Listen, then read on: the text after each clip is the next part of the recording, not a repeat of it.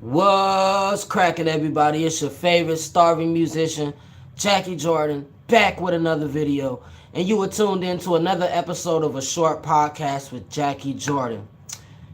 I want to give a shout out to all of those people who wish me a happy birthday. I just had a birthday this past Friday, May 17th. It's my 25th birthday. I want to thank all of y'all for the happy birthday wishes. I greatly appreciate it. Unfortunately, I was a little under the weather on my birthday, so I wasn't able to, do any celebrating or anything like that. I'm not really the type of person who likes to celebrate my birthday. Um, I don't know. To me, it's just another day. Um, but I greatly appreciate all of you who took the time out of your day to wish me a happy birthday. That being said, we got a lot to talk about in this video, but before we get into it, go ahead and click the like button, click the subscribe button, click the little bell next to it so you get a notification every time I drop a video. And after you get done listening to this intriguing piece of content, I want you to leave a comment below and let me know what you think, because I love to know what you think.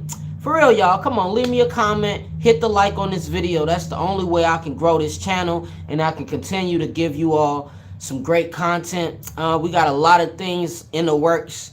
Of course, we got the second episode of the Becoming Jackie docuseries coming soon.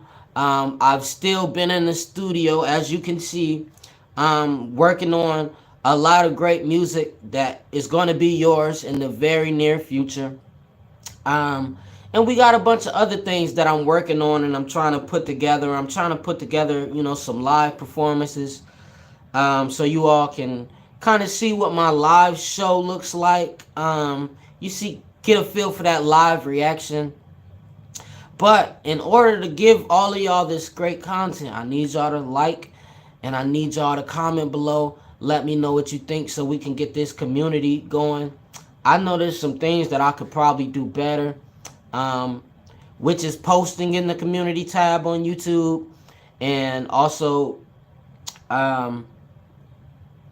just posting in the community tab and taking some of the clips from this podcast and putting it on YouTube Reels, because I do put a lot of them on Instagram, because I was trying to build my Instagram page too, and I was also posting them on TikTok and Facebook, and I just kind of thought like, oh well, what's the point of putting it on YouTube if the podcast itself on YouTube, like just watch the podcast. But maybe if I do that, maybe that'll attract more eyes to the podcast that we do here every week on Wednesday at 7 p.m. Schedule's been kind of hectic lately, so I hadn't been able to give you the podcast at the normal time, but everything's starting to get back to normal, and we can expect those podcasts every week coming to you at 7. If you all start commenting and kind of letting me know, what you think, maybe I can change the time around, because Wednesday is just kind of a day that I picked out of, it was like a theory I had that, okay, people are normally really busy on the weekends, so when is a day that I can do the podcast that will attract the most viewers? And I kind of found Wednesday to be that day in the sweet spot, because at the beginning of the week, people are kind of tired down from their work schedule or whatever they got going on. So I kind of figured that maybe Wednesday might be the best day to bring you all the podcasts. But I don't know. I'm going to keep experimenting. Maybe we'll try out a Tuesday. I'm trying out a Thursday right now. Maybe we'll try out a Friday. But I need you to comment below. Let me know what day you think the podcast should come out. Also, last week I tried a new format. We went to the vertical format for the podcast. This week we're back to the horizontal. Let me know if you prefer the vertical. Let me know if you prefer the horizontal. Because like I said, and I'm going to keep saying, I am a servant of the people, and whatever you all want from me on this YouTube channel, all you have to do is ask, and I will make that happen the best of my abilities. That being said, let's get into it. Now, y'all, it's been a lot of shit going on in the music business. It's been a lot of things happening in this industry. Um, I was covering for a majority of the time where the Drake and Kendrick thing was going on. I gave y'all that. Alright, that then kind of fizzled out of here, or so we think. I don't know. I might have something coming on that. But that then, for the most part, fizzled out of that. So now, what's in the news that we had to talk about? How about that boy P Diddy? P motherfucking Diddy. I got on here a couple podcasts ago and I was talking about, did he do it? Did he not do it? Well, y'all, I'm here to let you know that goddamn it, Diddy did it, y'all. He did it.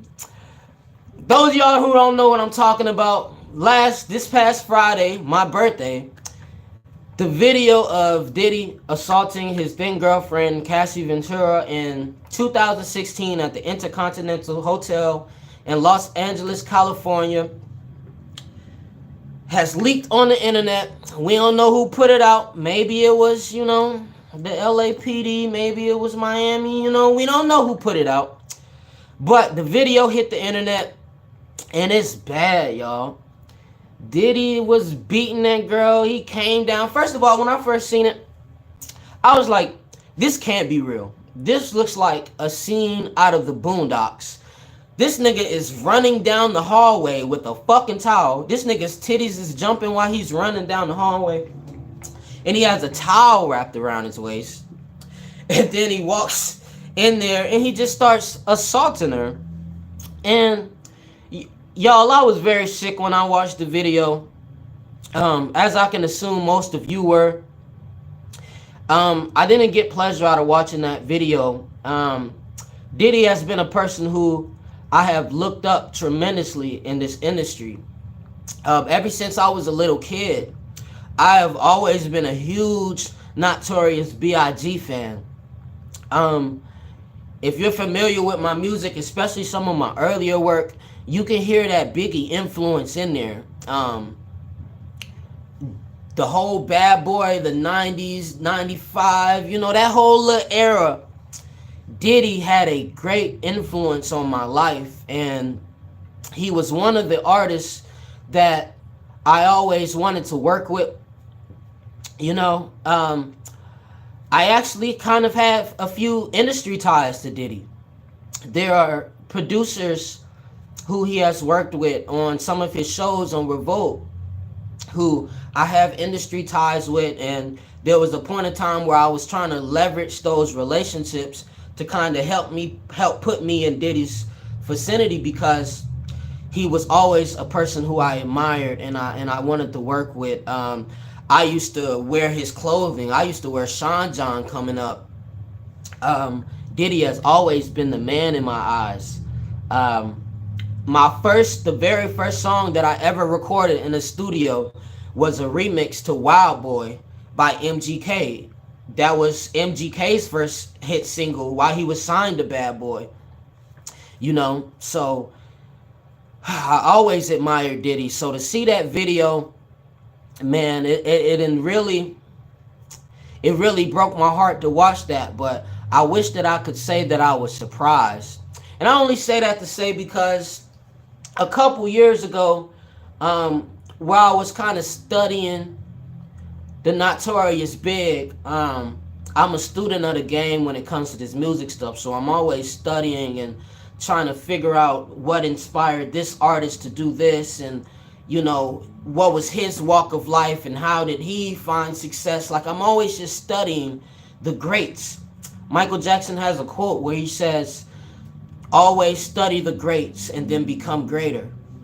And when I talk to you all about finding and discovering your own sound as independent artists, a lot of that is centered around expanding your vocabulary. So studying other artists and other genres of music, taking all of those different influences and putting it in the pot, mixing it up, and then making it your own. So I was studying up on the Notorious B.I.G., where I stumbled across Diddy's former bodyguard, Gene Deal. And Big Gene Deal, he was doing this program. It's kind of like I don't want to say it's a documentary, but it's like a interview series. And he also wrote a book called The Last Big Night. And on this interview and in the book, Big Gene is detailing his experience working as Diddy's bodyguard. And he speaks a lot about the events leading up to the unfortunate passing of the notorious B.I.G. And he speaks a lot about what happened on that night. And some of the things that Gene Deal was saying was that Biggie didn't want to go to that party. Biggie didn't want to go to L.A., right? He was actually scheduled to be in London on the day he died. But according to Gene Deal, Diddy made the phone call and told them to cancel his flight so that Biggie can be at that party.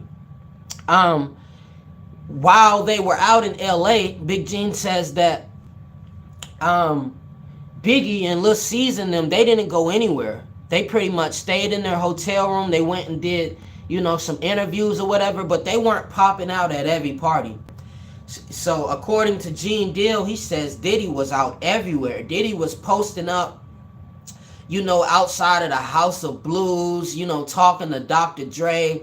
And he was saying that everybody who came in contact with Diddy was warning him like, yo, they are coming for you, my nigga. You need to chill out.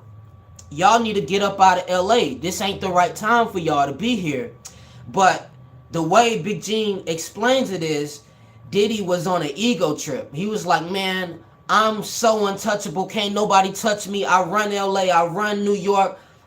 Can't nobody fuck with me. So he was out there basically dragging his fucking balls all across the soil. And the LA niggas ain't like that. And they was trying to warn Diddy like, yo, you need to get up out of here. But he couldn't let his ego. He couldn't let his ego die. And unfortunately, it led to the passing of the notorious B.I.G. So that, when I heard Gene Deal's story and the way in which he described it, and he was telling the events, and I could really hear the passion in his voice when he was talking about it. And one thing about Gene Deal that also helped me believe his story, it gave it some credibility for me, is that for the last 20 plus years he has been telling his story, it has been consistent. I know all of the stories now like the back of my hand because I done heard so many Gene Deal interviews where he's telling the exact same story in the exact same order. A lot of times when these people come and they start talking about these events and things that happen, sometimes they might have hidden motives. We never know what their actual personal agenda is. And sometimes, they embellish certain stories. And, and sometimes, they kind of lose their credibility in one way or another. Their stories start changing. That's not Gene Deal. Gene Deal has had the same story since the night it happened. And that's one of the reasons why I believe Gene Deal when he told his story. In addition to all of that, he told other stories about Diddy and how he used to abuse his ex-baby mama, Kim Porter. Kim Porter passed away in 2018 from pneumonia. She was in her 40s. A lot of people say it was a mysterious death, and they were saying that at the time of her death, she was very paranoid, saying that she believed that Diddy was trying to kill her. And then she just randomly passes away from pneumonia, which was a cause for concern for a lot of the people who came in contact with Kim Porter. So there's that theory out there. There's all of these different stories that Gene Deal has provided about Diddy, and then you go and listen to other people, like you hear Keefy D story. Keefy D is the guy who allegedly was in the car when Tupac was murdered. It's just a whole lot of information out there about Diddy, and whenever I discovered this information, it all added up to a guy who has all the money a man could need. He has all the power and influence a man could ever dream of. And on top of that, he has an ego that is invincible.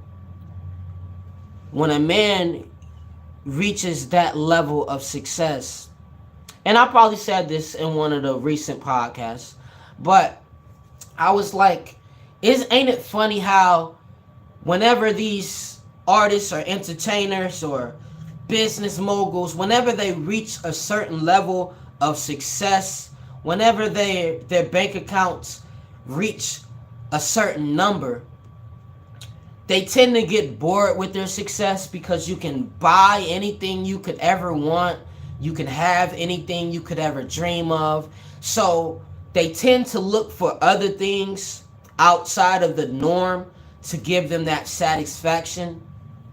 I think that's the telltale case of what happened here with Diddy. I think this was a guy who let all of the money and all of the success go to his head, into where he developed a God complex, where he thought that he was able to walk around and do whatever he wanted and get away with whatever he wanted to get away with without there being any consequences. And we see a lot when these guys have this type of money like Diddy has. Like Diddy is a billionaire, or at least he was a billionaire. I'm pretty sure the motherfucker's gonna lose a whole lot of money over the next coming months.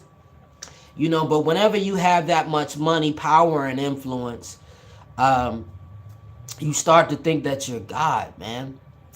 And you got a lot of money to keep a lot of people quiet. You got a lot of money to make things go away. And unfortunately, sometimes people abuse that power. And it's very unfortunate. I hate the fact that all of our black superheroes, the people who we look up to, we admire, it's so sad to see them basically taking an axe to their own career. We talking about a guy who was on the top of the top, and he's the only person that can be blamed for his fall from grace, you know. And there was a lot of people who were silent out there, who wasn't trying to say anything about Diddy. You know, that was never me. Like I said, I was trying to leverage a relationship in order to work with Diddy. But I'm glad I didn't, because now I see the type of person that he is. He's the type of person who exploits people and takes advantage of people. And when we see this whole Cassie lawsuit, when it first came about, he had the opportunity to pay her off to keep her quiet. They gave him a number that they wanted, and he didn't want to pay that number. He started calling her bluff because he thought that he was untouchable. He was like, I'm not paying you shit, right? If you gonna go to the public, go to the public, because he didn't think that she was strong enough. He didn't think that she had the strength that she needed to be able to speak up against him. And boy, was he wrong, because the moment she filed that lawsuit, the motherfucker settled in under 24 hours. Now, what does that tell you? That tell you the motherfucker is guilty than a motherfucker. Yes, he was guilty. That's why he settled in under 24 hours, because he knew that Cassie wasn't going in there to tell no lies. It's a lot of people, it's a lot of women out here that exploit the system, who try to take advantage of wealthy and successful men to get a quick payday. That's not Cassie Ventura, because the event that she described in the lawsuit is the same exact thing that we witnessed with our own eyes on that video. And then Diddy want to come out and he want to drop an apology, which really wasn't an apology in my opinion. The motherfucker basically went and said, yo, I'm sorry that y'all had to see that. But I didn't hear any apology to Cassie.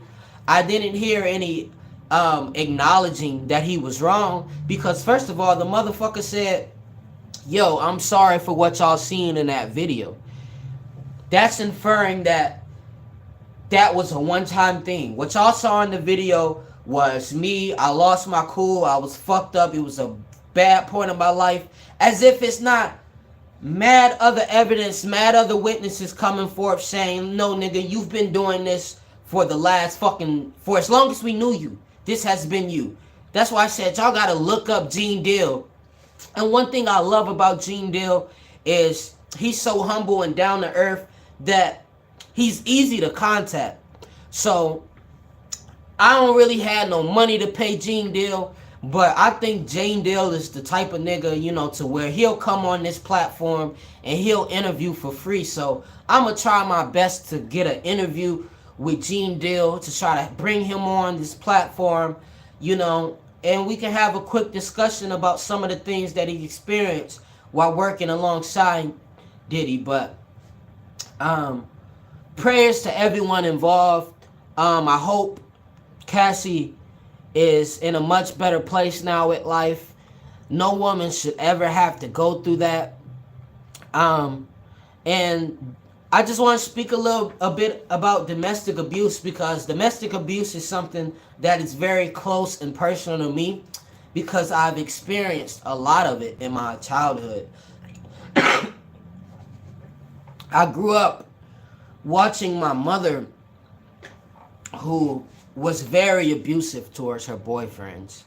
I love my mama. I got all the love in the world for my mother, but I can't sit here and act like I didn't see what I saw and that it didn't affect me being her only son in the way in which it did affect me. You know, I seen my mother pour boiling hot water on her boyfriend and gave him 2nd and 3rd degree burns. I've seen my mama take a lamp base and throw it at his forehead and bust his head wide open. He had to get stitches. He's bleeding. I'm talking about being a kid and waking up to police coming shining flashlights in your eyes and you thinking like, what the fuck happened? And then you walking out and all you see is just a trail of blood everywhere and you like, what the fuck? Like, seeing things like that really fucked with me. And then there was also another time where my mother was trying to kick my stepfather out and he left the house or whatever, but she was like, come get your fucking car out of my driveway. And his car was disabled at the time. He couldn't move his car. And not only that, but he lost the car keys, because when my mom was kicking him out, she took the car keys and she threw them and he couldn't find the keys. He couldn't find where they landed at. So she's sitting here telling this man, like, get this fucking car out of my garage. Out of my driveway. And he couldn't do it because 1, the car was disabled, and 2, he didn't have the keys to it. So my mother then came and recruited me and my sister, and we all went outside to destroy and vandalize his car. I'm talking about busting windows, flattened tires. My mother recruited her children to help vandalize her boyfriend's car. And then not only did I see domestic violence at the hands of my mother, but I also had to get in the middle of that a lot of times. I had to get in the middle of my mom and her boyfriend or my stepdad and kind of break it up. And also with my sisters, because for some reason, my sisters always like the bad boys. You know, they like the hood rats. That was just my sister's type in men, especially, you know, when they were younger. So it was many a times where my sisters would date these men who got a little beside themselves, who wanted to be on some stalker type shit, or wanted to bust out windows at their house or try to kick down the door. Or I told a story, I don't know if I told this story or not, but I almost lost my life one time because of one of my sister's boyfriends and everything, and he shot his gun at me. And This was a crazy motherfucker too, who chased my sister down the highway, high speed chasing my sister, with a gun in his hand. Thankfully, my sister had a gun in her hand, and on her radio she had the police dialed up to where she was talking to the police and everything, and they were able to track his car down and arrest him and everything like that. But even my sisters have dealt with abusive relationships, and man, I'm telling you, bruh, I'll die behind my mother. I'll die behind my sisters. You know, this shit is not cool. If you a man, any man that puts his hands on a woman, man, you a fucking sucker, bro. You a lame, you a sucker, and you deserve to go to jail. You deserve to be thrown under the jail, nigga. You lucky if you don't get your fucking head blown off, bro. Real talk. That shit's lame. It's lame as fuck. You know, but that's not to say that if you just a man, it goes both ways. If you're a woman and you putting your hands on a man, you out of pocket. Literally, bruh. I done heard my mom tell my sisters to lie to the police and tell them that her boyfriend put his hands on her. I seen my mama literally go in the mirror and scratch up her fucking face, just so that she can lie and say that a man put his hands on her. That's lame, bro. Either way you want to slice it. If it's a man putting the hands on a woman, bro, you deserve to get your head fucking blown off. If you a woman and you putting your hands on the man, you deserve to go to jail, and you deserve to get the pants torn off your ass, bro. It's lame, y'all. So anybody out there that's dealing with domestic violence, please speak up. Let somebody know. You know, you're not alone. There's a lot of people who deal with this, unfortunately, in this country and this world. Speak up. Let somebody know. And also, if you're a woman out there trying to exploit the system, trying to exploit a wealthy, successful man, yo, man, I hope y'all go to jail, bro. I hope y'all really start suing these women. I hope y'all really start pressing charges on these women. Because what we see a lot of times is, whether a person is found guilty or not, it ruins their reputation for the rest of their life. Even if you found innocent, if you vindicated from all charges, people still want to label you as an abuser. They still want to label you as this. And as a man, I can't sit here and act like I don't feel vulnerable to this shit in this Me Too era. Because as much as I want to believe the women and believe the victims who come forth, bro, I'm just so jaded because there's been so many examples of women coming along to exploit the system. And unfortunately, we don't never be as outraged at those women who are exploiting the system and distracting away from the real victims as we are of the men whenever they are falsely accused. So I just want us to keep that same energy. I do want us to believe victims when they come forward, but in order for us to believe victims when they come forward, we have to get these fucking bad actors out of the paint, bro. We have to hold them accountable. That's as a culture. That's me, you, and everybody. The bad actors, we have to hold them accountable so that we can discourage anyone else from coming up trying to exploit the system, trying to take advantage of a wealthy, successful man. And on the same coin, these successful fucking niggas in the industry, like I told y'all, money is not evil. Money is the root of all evil. So we got to start paying attention to a lot of these people who walking around with the big bucks in they pockets, you know. We got to watch these niggas with fucking binoculars, dog. Because like I said, I don't trust none of these niggas in the industry. If you ask me, they all could be on some weird shit. I was kind of defending Drake, you know, of the allegations because I haven't seen any evidence. And I don't think it's fair to put that on somebody's jacket without offering any evidence. So I was defending Drake, but I'm going to keep saying I don't know Drake personally. I'm a fan of Drake, but I don't know him personally. Maybe this is the type of person Drake is. And if it is, like I said, this nigga needs to be under the fucking jail. Straight up. But we need some evidence, you know? We need some evidence so that we can see. We need some victims to come forth and to give their story. But, you know, in terms of abuse, y'all know where I stand on it. I ain't rocking with nobody that abuse women. If you abuse women, you a certified sucker. Anyways, I want to thank you all for tuning in to another episode of A Short Podcast with Jackie Jordan. It's been great. Let me know in the comment section. Have you ever experienced domestic violence? Do you know someone who has experienced domestic violence? What was your experience? What was their experience? I love to have a conversation with you all in the comment section. So leave me a comment below and let me know what you think about today's topic. And in terms of Diddy, comment below.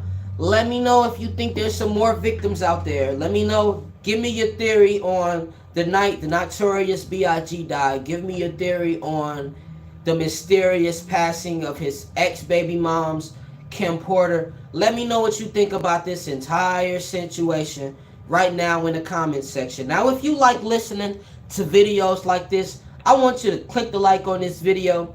If you enjoy my content, I want you to click the notification bell next to the subscribe button. Subscribe to our channel, and so that you get a notification every time I drop a video. You know, and I'm going to just keep popping up here every week to give you all my opinion on some new shit. I'll give y'all some more stories, kind of like I gave y'all some stories today. And we just going to keep rocking, and we going to keep on building on the new Jackie Jordan platform. So again, I want to thank you all for tuning in with me. Until next time, peace out, y'all.